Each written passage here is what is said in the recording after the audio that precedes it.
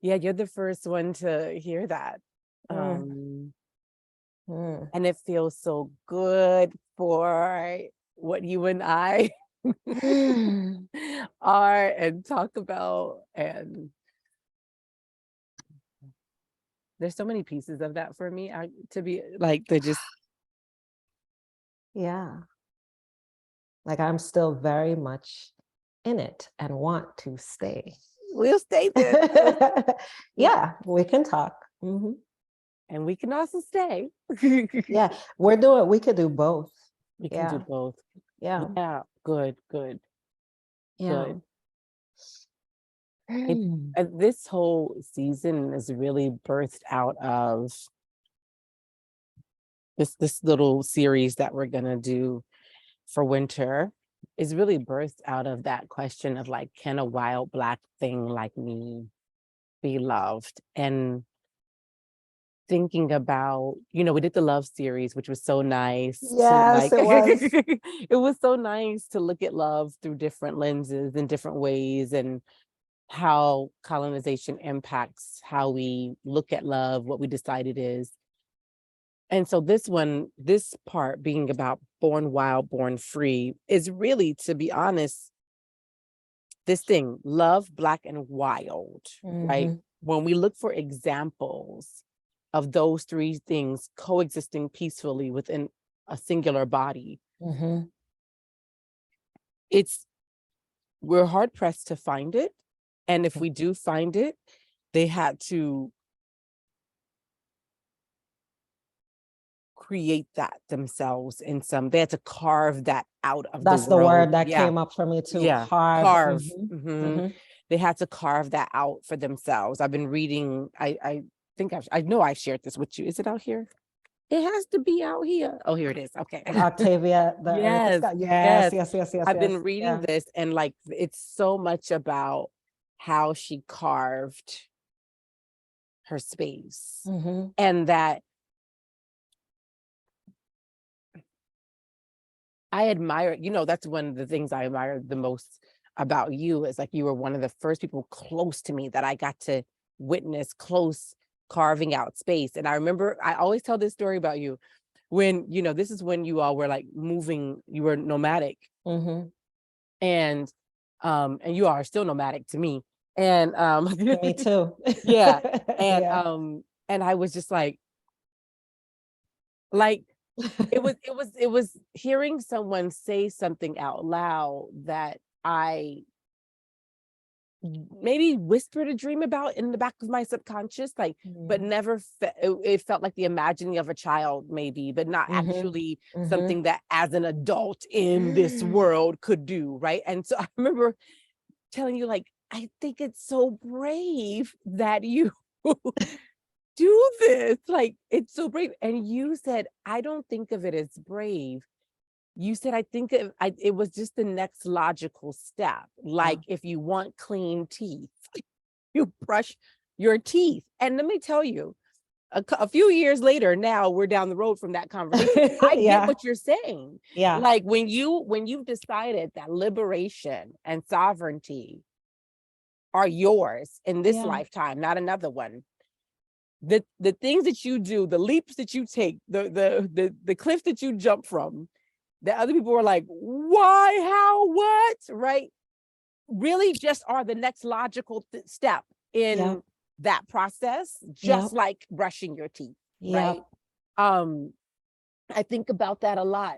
Because now I see it. Now I'm with you. I understand, like, oh no, yeah, I'm gonna move and do XYZ.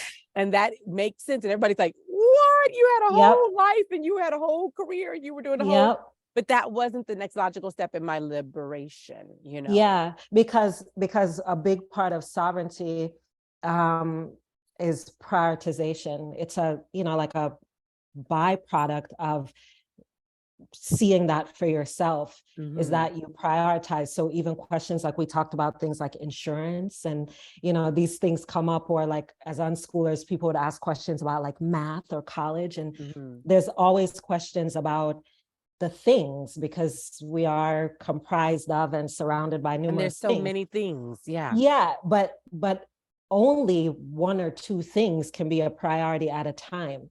So it's an orientation. It's not just a decision. It's an orientation that comes from being able to notice, sometimes glimpse, right? Like sometimes it's like, oh, this is the thing that I need to be doing. My physical body needs to be in this space. And if so, if that's the priority, really, I can't hold what all the other things all are. the They other just things are gonna fall off. all the other things fall off. No, Yeah. that's so last year what kept me a lot when I went back to Charm and even in the deciding about hold a sacred and all that was I had to give myself the power of a singular thought. I had to choose my thought. I had to choose my thing, and everything else had to either align with it or, like you said, fall by the wayside. You're absolutely right. There's just too many things to conceptualize, plan. If you do all that, you will miss the big thing that you actually want. You will miss you will miss the point. Yeah. Yep. And just as in your piece, where it's like it was not about water, it was about trust. Yes. Yes. And getting to that requires that singular focus that you're talking about. A fixation. Fixation. Generally, that word has, in my experience, a negative connotation, you know, like you're going to obsess. But not for me. It is very much about prioritizing, especially because I am vast. I am water. I can hold many, many things, and it might seem like I'm not, even to me. So a part of how I have learned to care for myself and to govern myself is to recognize, like, oh, this is fixation time.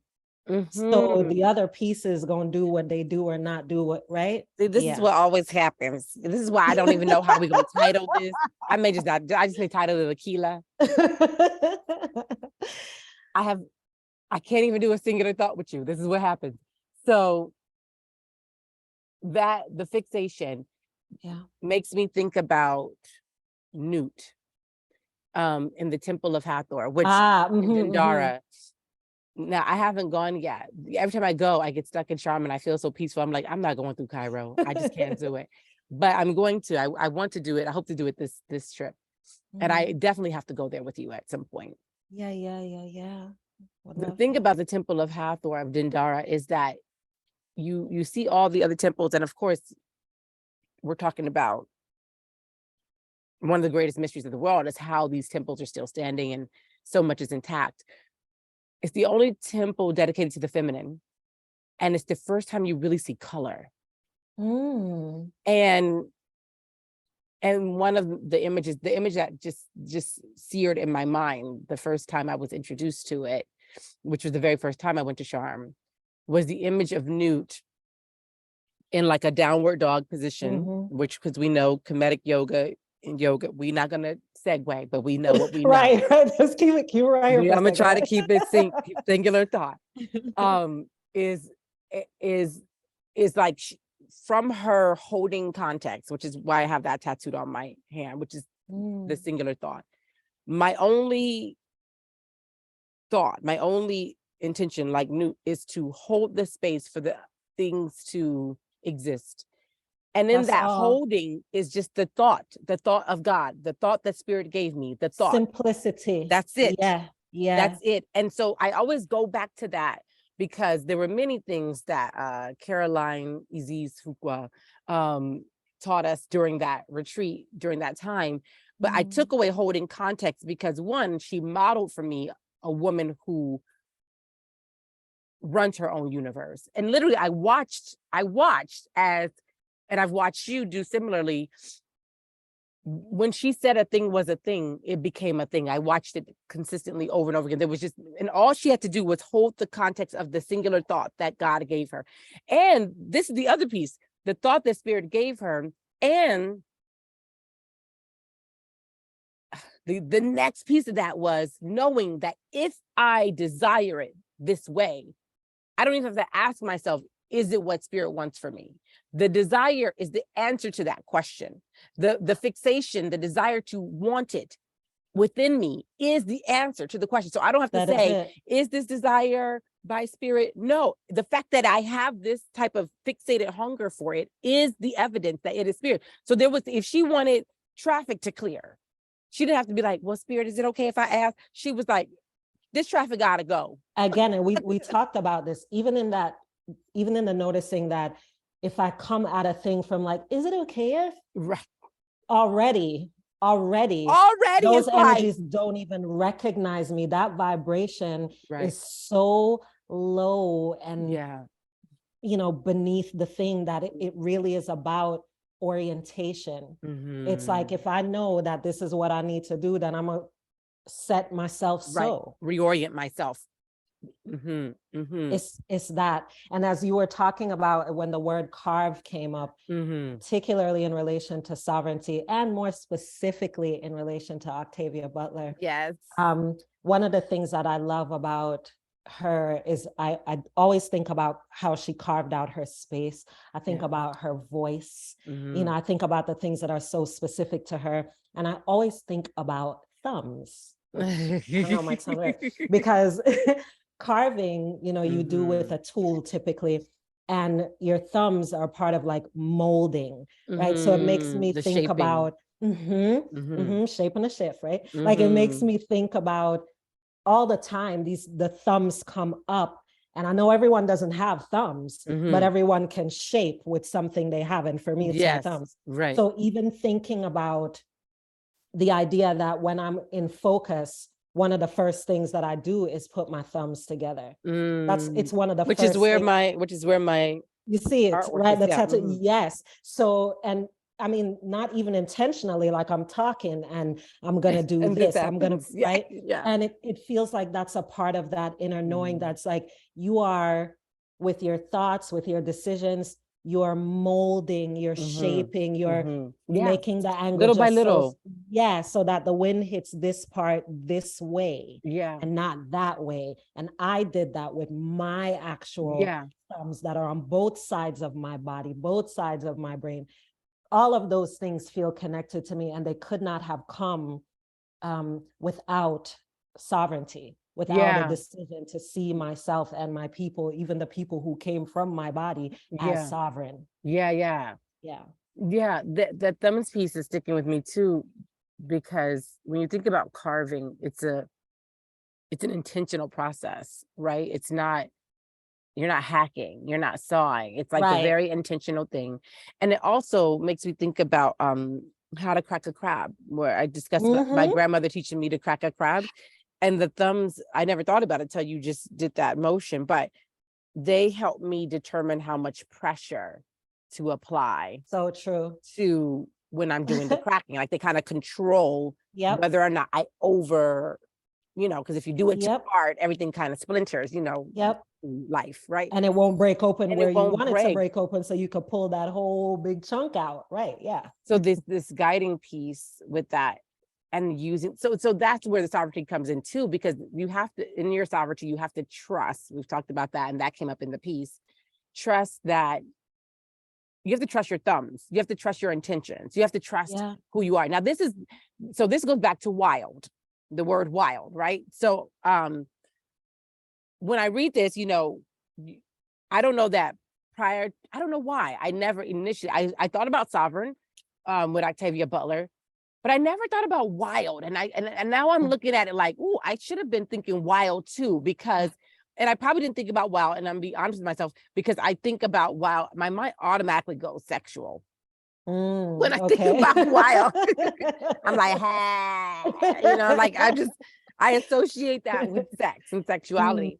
And we don't know much about her sex or sexuality or sex life. So I guess I didn't, but when I think about it, it is wild what she did and what she created, and wild being this untamed, non-domesticated, not domesticated a thing, right? That it's like, so that wild for me also is important, because I feel like that moment when I said to you, that's so brave, is the indication that there was a wild part of me that was like, this routine ass life. It's for the I've birds, written right? so much about women running away from mundane lives, like so much. Mhm. The routine of it, the predictability of it. And so I think wildness is inherently a part of sovereignty, because sovereignty is about not being this Exactly. yeah, In yeah, this box, in these labels. yeah. Also, it's so much about it is about change. Back to Octavia, Back to right? God is Octavia. change. Or That yeah. so much about it is about change. When you're in the wild, I mean, that's what people are afraid of with any level of wild, is the change, right? The The and like uncertainty. what, yes, and themselves in relation to the uncertainty. But I'm not uncertain. I'm really Right. sure about what I don't fucking want. Yes. And that's a Yes. type of certainty as well. Like, we tend to think of Yeah. certainty like the knowing, the clear vision and all of that. And for some of us, that is the case, but not for me. It's, Yeah. you know, I've said this to you a million times. Clarity for me is often a trap, because it's a box. It's away from the wild. It's like, oh, this is what this is. Nah, I need all the stimuli. I want Yeah. all the different pieces, right? And I'll move in that. Yeah. So a big part of the wild, the work of wild, is to not only expect change, not only accept change, but to rely on it, because that's a part of how you know when to reorient and what direction to reorient. And to learn to write it, right? Like, I think that's like, you know, that's Toni Morrison. If you surrender to the wind, you can write it, right? Like that, writing the winds of change and uncertainty. Has my life been drastically different since I started doing that? Fucking hell yeah. Absolutely. But I realized I'm alive now. And being alive means, and I even think being wild and being sovereign doesn't mean you are absent the things in life that other people have to traverse or move through. It means an inner awareness that everything that is happening to move me deeper into my truest, most authentic self, and to expose me to all the possibilities, and to teach me not to fall for the trap of control or certainty or predictability, right? So all those things that are happening are to teach me not to get so restful in things being predictable or comfortable, because that is actually where the death lies for me. Like, that is where all the creativity, all the possibilities just kind of lay down and die the moment you decide, like you said, the moment you decide this is the thing, all the other possibilities suddenly disappear. As opposed to just living within the fact that, why don't we just stay alive with all the possibilities? Exactly. What is that hurt? Exactly. And in an order of prioritization, that is not something that is predetermined. It's not a curriculum that you follow. It's something that unfolds. Parts of it feel very familiar. You know, you go somewhere new, quote unquote, and you're like, how is this? right? How? I don't understand. You meet a person that's new, quote unquote. There's a lot of fake ass newness. That's just like fake ass new.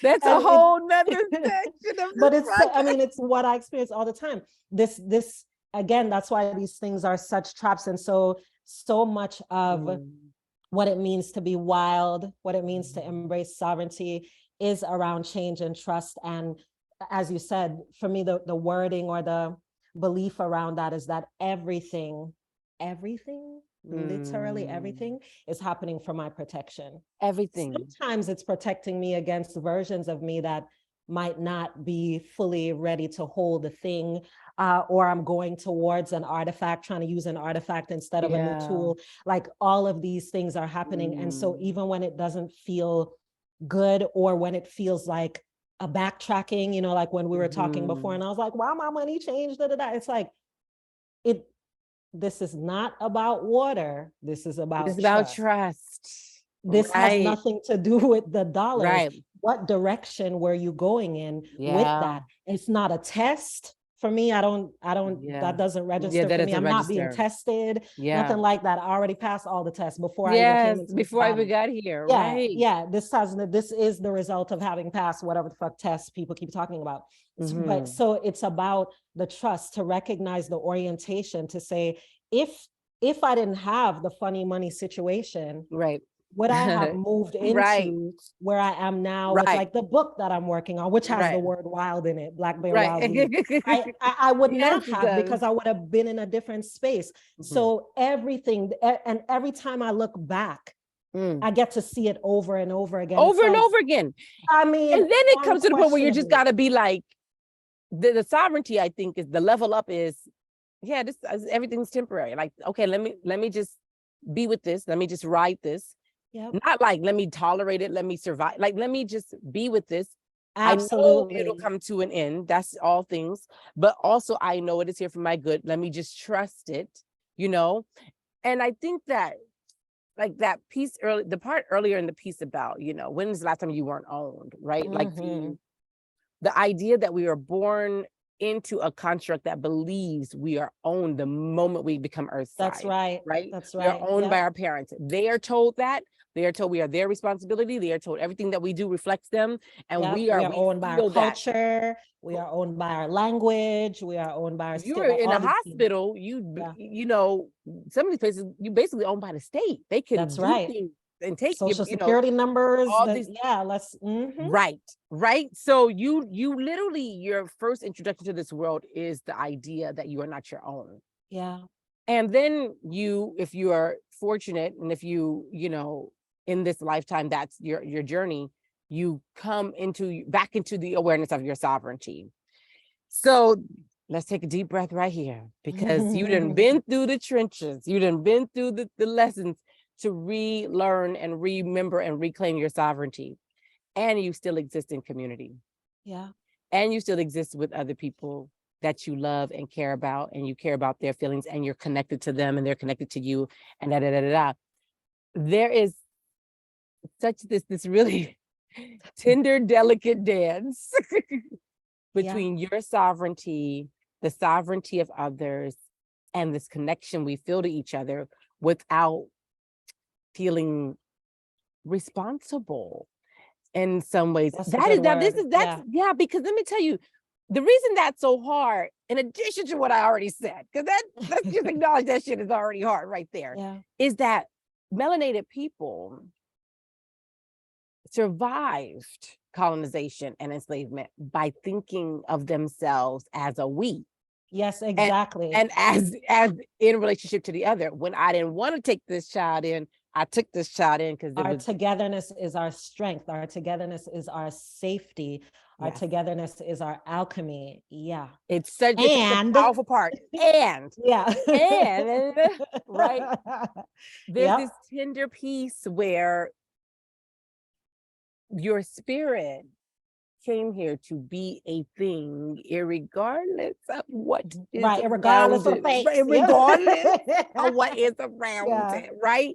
So yes, that togetherness is essential and a vital part of our thriving and all this. And there's also pieces of it or moments of it that are meant to be like, it gets you to a space, then you kind of have to evolve beyond that concept as well, to become everything, right? To become the thing that is in everything, to become everything. And that part, except that you don't have to, because many people live without that part. They live without going to that part. Yes, so you're if right. you choose Absolutely. it, to what we were saying. If you choose it, or it keeps choosing you, and you're like, okay, whichever way it happens, if you choose it, and now you and it go together, you why you gotta say it like that? Because that's what happened. Now we go together. Now we go together. What happens is force. Me and this thing, what happens is we learn, and we do learn it when we choose it. It looks like different things for different people, but we all learn it if we choose it, to not need the community, because I call this the community gaze, because that's essentially what it is. right? Because there's the white gaze, which is further out. There's the colonizer gaze. There are all these things, but the community gaze, it's like, I'm part of this. This is not some outside thing. They like, I am this. I am an island woman. I am Black. I am these particular things, and they come with certain contexts. They come with these things. This is where this conversation, this reasoning, this liberty around designating your artifacts feels important, because then you say, for example, hitting my children, that is an artifact of my culture. Right. As you know, Jamaican people, that's the way you do. Black people, that's what generally what we do. But that is from me.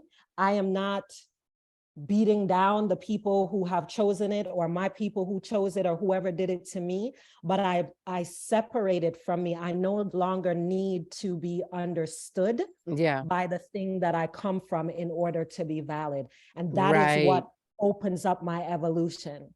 And that evolves the canon.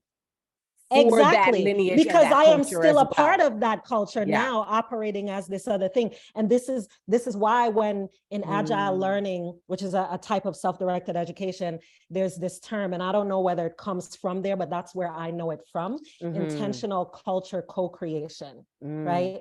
And I think about that in terms of the self, because there's no way that I can together with anybody in pieces.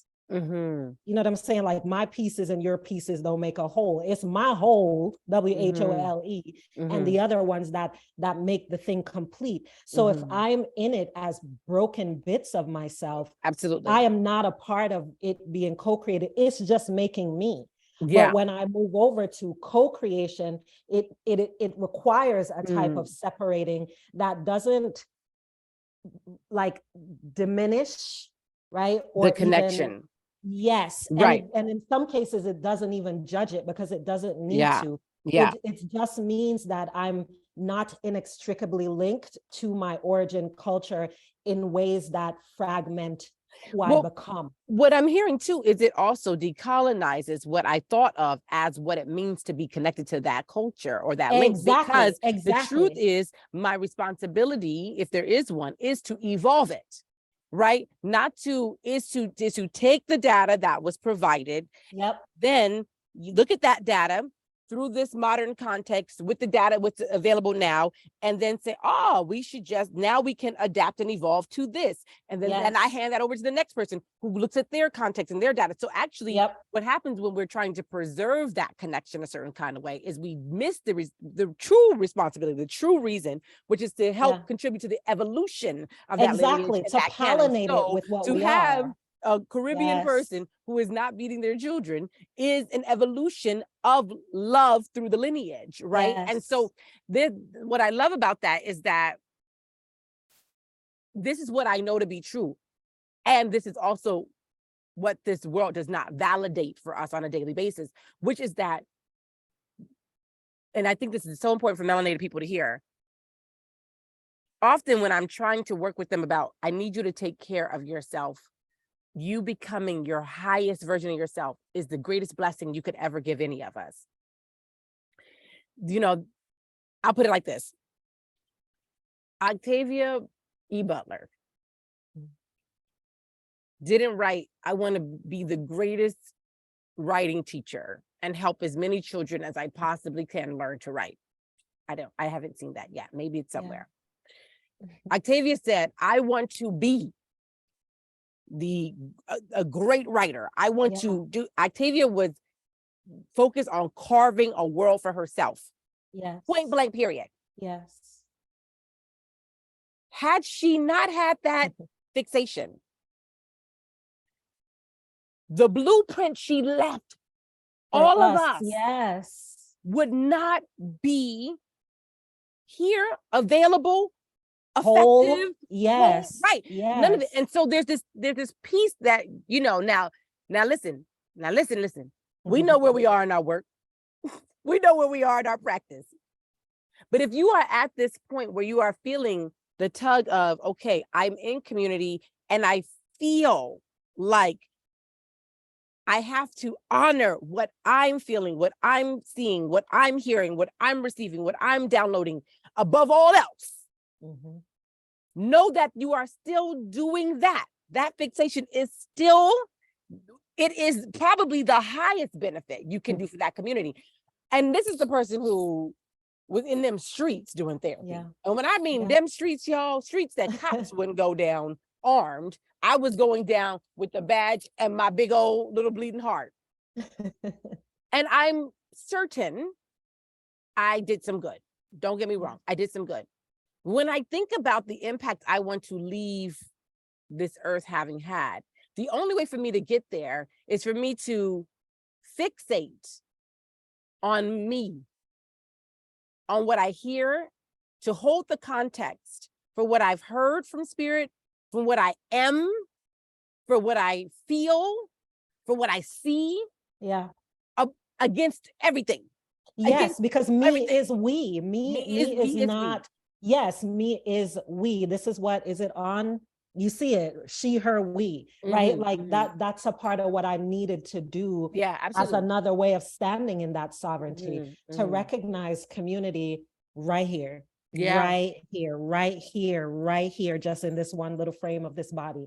That is a factor. And so I think about it too, like pollinating. Like if I'm in this little jar the whole time of whatever situation I was born into, then I don't get to bring whatever things I came with over to the spaces that need it. Because I am for community, just like community is for me.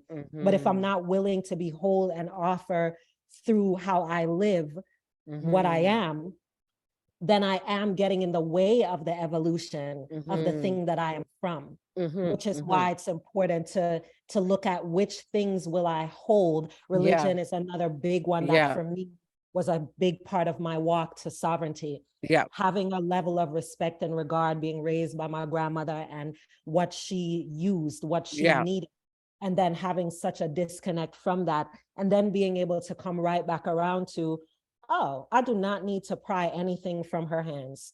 She can absolutely keep what she needs, because I don't need her to make sense to me. First of all, she can't. We're two different sets of entities working. Can I respect? Can I love? Can I honor? Yes, can absolutely. I create a distance if I need to? Can, you know, all this shit is real, right? We're not just talking about a pedestal. We're talking about living with it. We're talking about community, not just reverence. So in that is a way of recognizing the self as a we, and as the self as a pollinator of origin culture. Yes, evolving the canon. Like, and I think that I want to be tender here, because as a person who actively is in this, you're a person who's actively in this, we also love so big, so deep. Y'all don't even understand. Listen. We love big, deep, strong. And I have had to recently decolonize that and stop judging that, because mental health will call it codependency, unhealthy, attachment, and I had to be like, fuck that. This is how I came loving. This is, I love big. And maybe that hurts sometimes or whatever it does, but it's just too much fucking energy to try to change the way I love. I love the way I love. And I trust it. And I trust it. And I trust it. And so I think there's this piece where the part of the journey that you to sovereignty, and part of the reason you do have to, you never leave community, but you have to go on a soul journey on your own at times. Is that piece even many times. Yeah. And in that piece, in the piece that we shared, the part about can't almost drown, you either drown or you don't. Or you don't, is the question of, will I let myself sink into this unknown so deeply when it looks like I'm literally dying, or I am actually dying, or I'm actually drowning, so that I can realize the trust of, and that's where I'm going to find God. And that's where I'm going to breathe underwater. And that's where I'm going to do the thing no one else has done. And when I can do that, what do? I come right back up to the surface and return to say, community, guess what? Guess what I found? Guess what I learned? Guess what I saw, right? And so I do think sometimes we can, this kind of came up in an episode with Sonia Renee Taylor. I think we might have said, fuck the community in that one. Different strokes for different folks. And also at different times. Because there are times where you do need to go away from it and completely have no connection to the gaze of it. Yes, because what we had to tell ourselves was, how often have we used community to avoid the drowning? You see it. You see, so Yep. it's sometimes when we are doing the community thing, sovereignty requires that drowning moment. We're not trusting the thing. We're We're not trusting the familiar thing. Yes. And we're that's hiding from what real. looks scary. And going back to what you said, what is change? What is uncertainty? What is, we're hiding from that behind the community. And I hear nobody people any good. feeling that. I hear, especially if you're shiny, right? Like some of us are shiny. There's that's like what shiny. I call it. I know you do, Leo. Some of us are shiny in different ways. And when you're shiny, the strong one, the blah, blah, blah, whatever, it's in that context that I use it. It can be such a fucking hiding place, to lean in and be like, yeah, I'm just asking for what I need. Yeah. You don't need to do that. You actually need to. I feel like you're poking me. It's the difference between sitting on this chair or laying on the bed and holding up your body and feeling each part of your body, be supported by the thing that you're on. It's that kind of difference. Like I could go over to the bed and be like, yep, I need to rest. I need to lay down. That's what I'm gonna do. Thank you. Yeah. Or a different energy of it where it's like, no, I'm gonna let my body be in a full sense of release. I'm gonna surrender to this thing. I'm gonna trust that the bed is not going to disintegrate because I really let every part of me be on it. And I'm gonna have that experience. I'm gonna notice what else drops, what opens, what sounds happen, because that's where the education is. That's what that orientation that I'm talking about. Orientation doesn't just mean I made a decision. This is it. I'm free.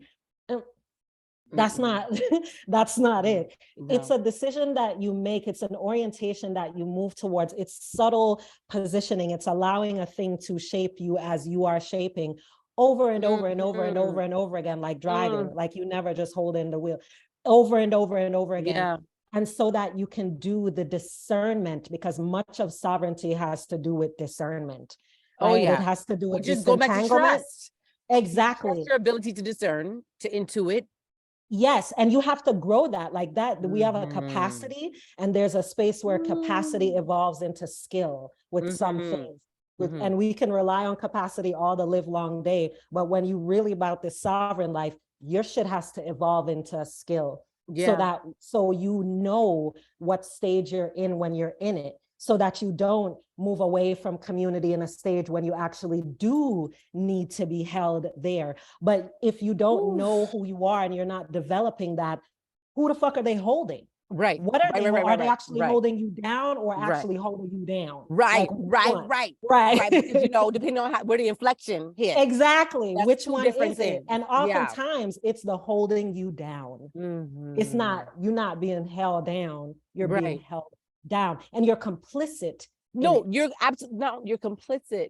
So what came to me while you were talking is that, again, my sovereignty equals we sovereign, because when I come back from that drowning and I realized, I could have drowned, but I breathed underwater instead.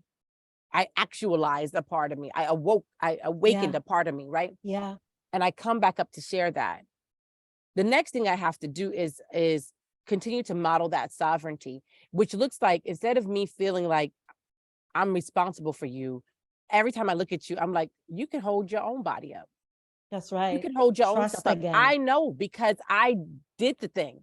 Yeah. I know, and I have to hold that singular thought now, not just for me, but for you. Lately, what I've been doing with, the ones who get me out my bag the easiest are family. Oh, I'm just, woo, Lord, to get you out the bag. You could be the most sovereign. Yeah. Oh, right. Practice. I mean, Super Bowl. That's not even practice. Super Bowl.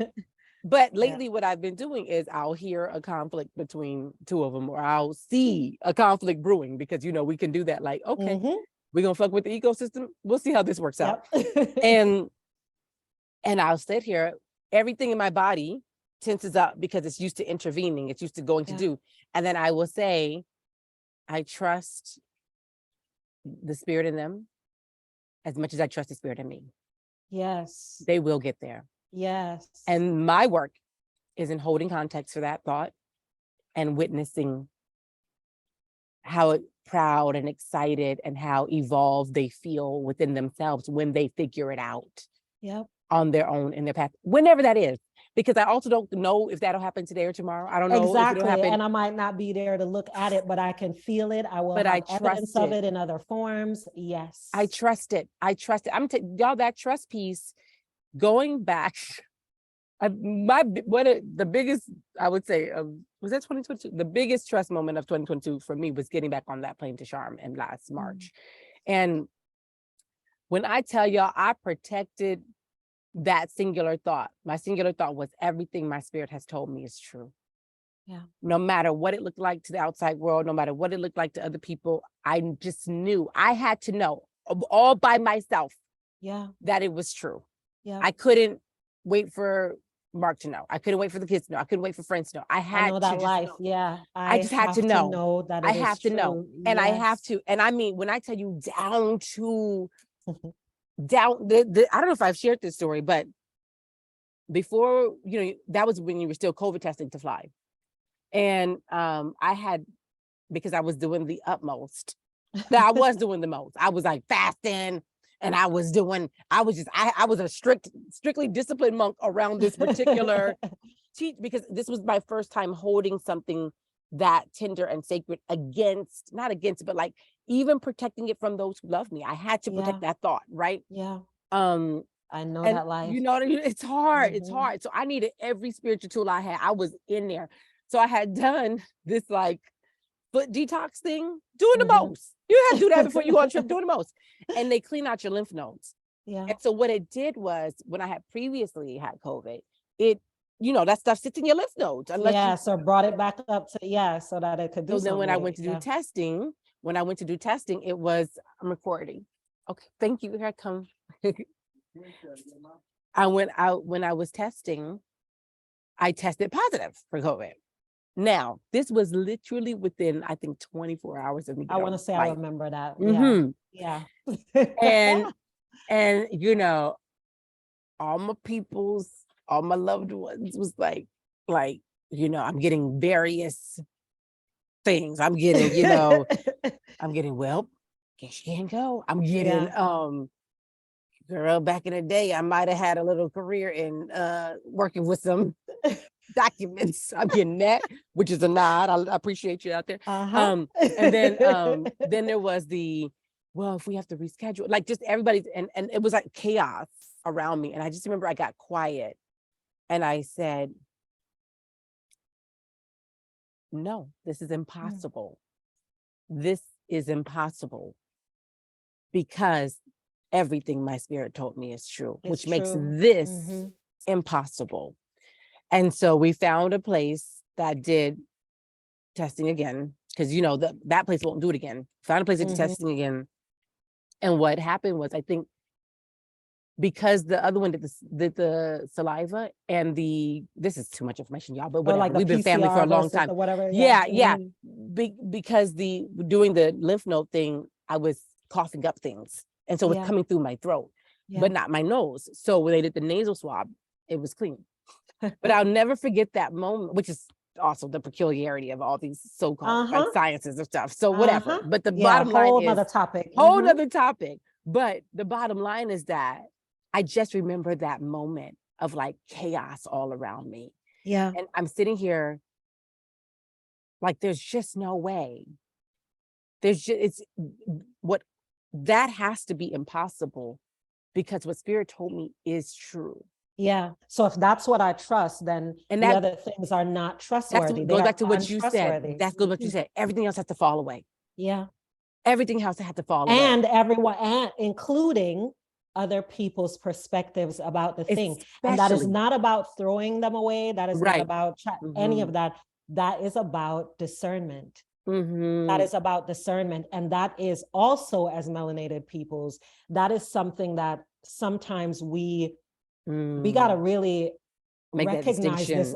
Yes. And recognize it as an opportunity to bring that into community, because for many of us, we are first generation, or still the generation that feels like a lot of things we don't have choice. We're not discerning between, we're surviving. So another thing that we do to evolve the canon is to stand in discernment. And so yes, because it's a type of education. Yeah. That's how we educate each other. That's how somebody answers a question of like, I don't care about insurance because what's a part of what's making me sick is being in that's education. Yes, that's information. Just that simple thing. Yes, when I see a person go on a trip with their kid, a single mom or dad go on a trip with, that is so much education. Even if I never meet the person, even if I never talk to the person, I just meet them on the internet. It's such an education because that person discerned, and I now get to be with the energy of that and apply that to where it makes sense for me. And we do not have to agree with or understand each other.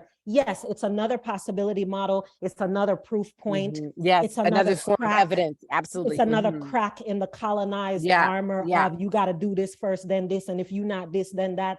Fuck all of that noise, because if I've discerned and I know what I trust, I also then can recognize what is not trustworthy, what is fleeting versus what remains.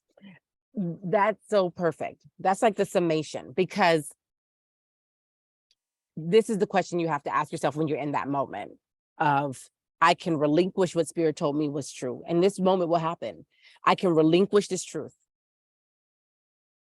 What I invite you to ask yourself in that moment is, and what led me to that thought was I have been beating myself up about it. You know how we do. I've been beating myself up about it. And then my spirit just said, but what if it's true? And so when you're in that moment where you feel like you're holding on to this thought, but you may feel like it's costing you relationships, you may feel like it's causing conflict, you may feel like all this stuff. You just have to ask yourself, but what if this is true? You know? Because what happens is, for me, that opened up a world that, assuming it's not true, did not open up. Exactly. Right? Exactly. That opened up because a whole new portal and reality. How will I live? How will they see me? Who will I be talking to? Who will I not be talking to? Yes. That opened up a whole new portal.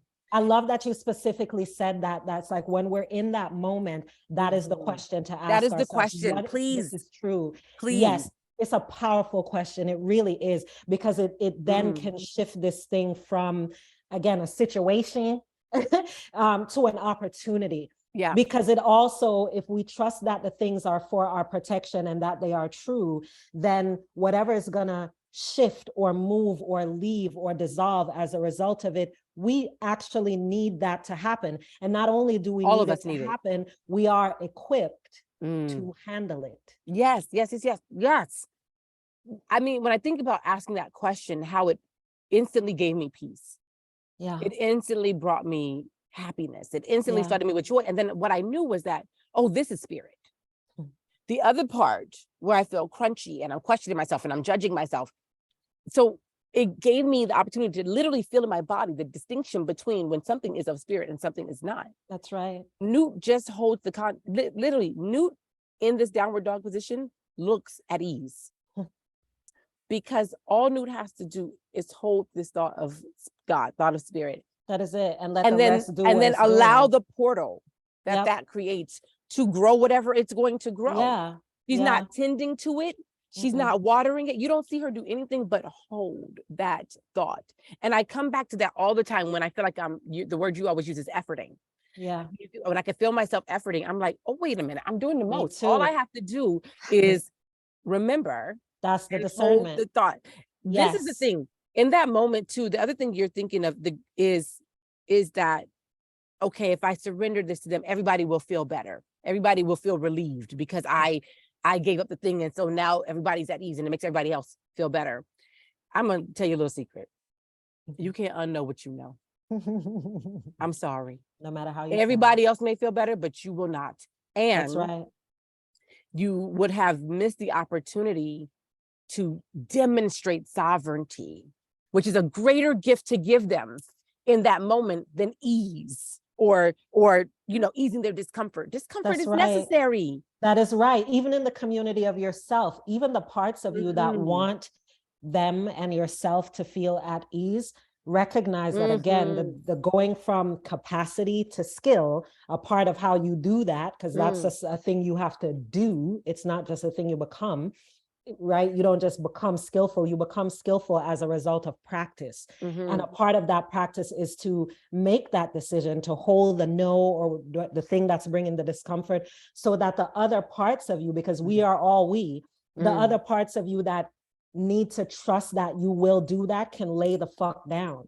Because when you can't, when other parts of what make you you, the community of self, they are looking for what is trustworthy. So that woman in you that efforts and does the most, the way that you get her to lay down or die off, if that's what needs to happen, is by doing that discerning work and trusting, so that she too can be with the discomfort and be like, damn, she really don't fuck with me like that no more. Yeah. But if you keep dipping in and out of it, you are constantly calling her back up. You're constantly calling her back up. And then you feel all this disconnect in your own self. No, you don't. That is not necessary. No, and you're creating it by using external forces and people in your life as an excuse to act out what you are internally afraid of doing. When that is all that's happening. Not hold them responsible. Exactly. You have to let go of the fact that you're gonna do and say the thing in the right way, so that people are gonna be like, oh, that's why she did.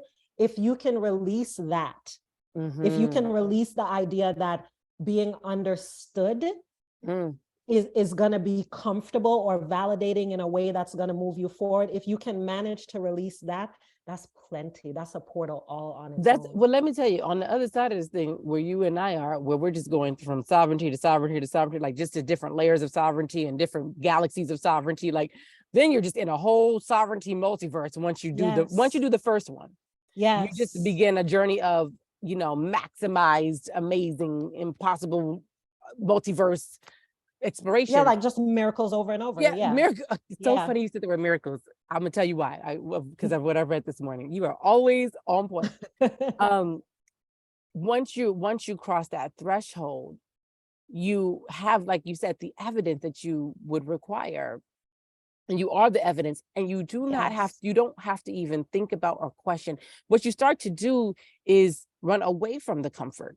You start, not that you want to be uneasy, but you start to realize, like you said, the comfort is more of a trap. So you start to be like, wait a minute, I'm just a little too, not that. And again, you can have peace within this whole process. We're not talking about peace, but we're just talking about the things that don't make you sit with the very cells in your body. Like you want to be aware and with and present with all the cells in your body. There's so many. Are they all going to be in agreement all the time? That doesn't seem realistic. So if I'm looking for that to happen, sometimes that happens and it's like a really beautiful, blissful moment. And then it passes. Like everything else, right? It's not, it goes on. But there you start to, just like with fear, you start to, like, when fear shows up or when the discomfort shows up, you start to be like, okay, it's my duty to stand in the truth of what this is, no matter what is happening. And I have enough evidence now to where it's not as hard as it used to be. It's still, it still requires some stuff, different layers of work, but I have also seen the evidence of how it benefited those around me. Exactly. So now I can't even use that lie anymore. I can't even use that lie anymore. It's and true. The thing about miracles, so sometimes when I read A Course in Miracles, I took notes because, I'm a nerd. And so I took notes because I was like, this is a big book. I don't know if I'm gonna be going back through this joint anytime soon, but I want my little cliff notes. And the one I opened up today, make sure I'm getting it right, said, you are entitled to miracles because of who and what you are. God, you will receive miracles just because of who God is. And you will perform and offer miracles because of your alignment with God. That was what I read this morning. And then you mentioned the word miracles. And I sat there and I was like, I love that. That's so easeful. When I hear that, it's just done. It's just done. And I love that you said early on that it doesn't stop us from navigating the things, with all the people, we are people. But what it does is, mostly, but what it does is bring you into a skillfulness around it so that you can even use that. Like there's nothing that happens in my life that I don't use. Everything is practice. Everything is a part of what I'm for. Yes, it's opportunity, it's practice, it's a part of what I'm for. And so it just makes it so that, you know, I used to talk all the time about like feeling like I had to make the hill and then climb up it and then make sure everything was good up top and then go back down and bring people up there and now it's like, right? It's like, it's the difference between that and recognizing that like you could never not be wherever the fuck you need to be at whatever point of the hill, thinking about the Maroons and Dr. Crystal Menzies and thinking about that culture of going away so that you can have the space you need, so that you can be in relationship with sovereignty in a way that you don't just stay away, you come back with those tools, you do the things that then help other people get free. Which is another thing that I have stopped explaining about my traveling, is it's required for me. It's required for me to call for that. To go, to feel it in my own body, to access it, to give myself that privilege and space, and then come back able to give, share, and all those things. Yeah, it's such a beautiful practice when you stop resisting it. It's such a beautiful thing. When you were talking, everything is education. And that's really what you've taught us so much through your work, is that everything's education. And so being present, so the decolonizing work I do with the everything's education that you do is really us trying to get people to reclaim their bodies, physical, spiritual, and otherwise, so that they can have a full education with this big, beautiful, vast universe and world. And it's a reminder, it's not about the water, it's about the trust. That's right. The education came through the water, but the lesson is trust. Yes, and so and everything is water. That everywhere. Everything is water, is everywhere. The opportunities to dive in that water is everywhere. I love it so much. I love it so much. It's powerful. It's powerful. And I think that the word that I want to leave with is discernment. Yes. And discernment is not always a struggling, thinky thing. The same way if you're in water and depending on what's happening, your body is going to move a certain way, your fingers are going to open up, your feet are going to sway a little bit. It's an organic, innate thing that actually was stopped, oppressed. But once you open up to it, now it exists. So you don't have to go into the channel and do the 42 things before you discern and blah, blah, blah, blah. If you want to do that, because ritual can feel good. But one of the things that I embody is that I don't even, everything is ritual. Anything can be ritual. Everything. If I do it, it's a ritual. Right? Like I can make it up. If I live with intention, then everything becomes. It is it. And oftentimes the things that I intuit, I then learn are, of course, rituals that other people have done. Because I live into that. And so because I believe that a part of the trustworthiness of it is that it isn't always coming from a space of consciousness. So when you think about discernment, I don't want you to think about, all right, let me really, really try to think and discern. No, fucking feel. Feel, decide, and trust choose the yourself. Thing you feel. Yes, by choosing yourself, and let the education of the discomfort and the falling off of this, let that shape you. Let it. And don't be afraid to it. Well, let me just get this out the way. Yes, it'll look weird and it'll look odd and it'll be strange to people and they'll question what you're doing. Renee, who's also going to be on this season, gave me advice one time. She said, what looks psychotic to the world makes perfect sense to the universe. And ever since she said that to me, I know that I'm on the right track. When people are like, okay, you sure? Like, then I'm like, ooh, I'm there, So to accompany your word discernment, then I'm going to leave us all with that powerful question of, but what if everything my spirit tells me is true? I went and saw one of the kids was helping in a play at school. And being alive means even though we experience difficult things, oh goodness, it makes sweet things so much sweeter. It makes the note of a song, the smell of a fragrance, like it's like being a vampire. Your senses are heightened, right? So you feel the heavy stuff heavier, but you also feel, you feel everything. And so in this play, it was a high school play, and the kids put a lot of work into it. But there was this one particular person, and from what I understand, from what I've been told, they've never done theater, or they don't do theater regularly. But where everyone else, were doing some form of acting, this being was they were channeling, and I could feel it. It was like the subtlety of them was the most powerful thing I felt on that stage. And every single time they came on the stage, I was transfixed. There was even a moment where I wanted to record, but I knew I couldn't abandon the moment to record. Yeah. And they were standing in such a way that the light was hitting such a way, and it was just too perfect to move.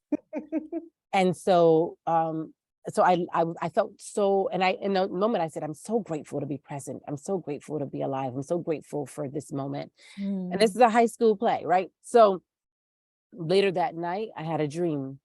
The dream was very clear that I gave this student, a copy of that book, A Handful of Earth, A Handful of Sky. And when I remember things, because my dreams can be very watery in relationship, like somebody at a coffee shop, I don't always remember the details, but when I remember, I stick with it. And I woke up and I said, okay, got it. I know what I got to do. Mind you, I don't know this person. I don't know their parents like that. I think I met them like a couple of times, but Spirit said, do it. So I make the journey.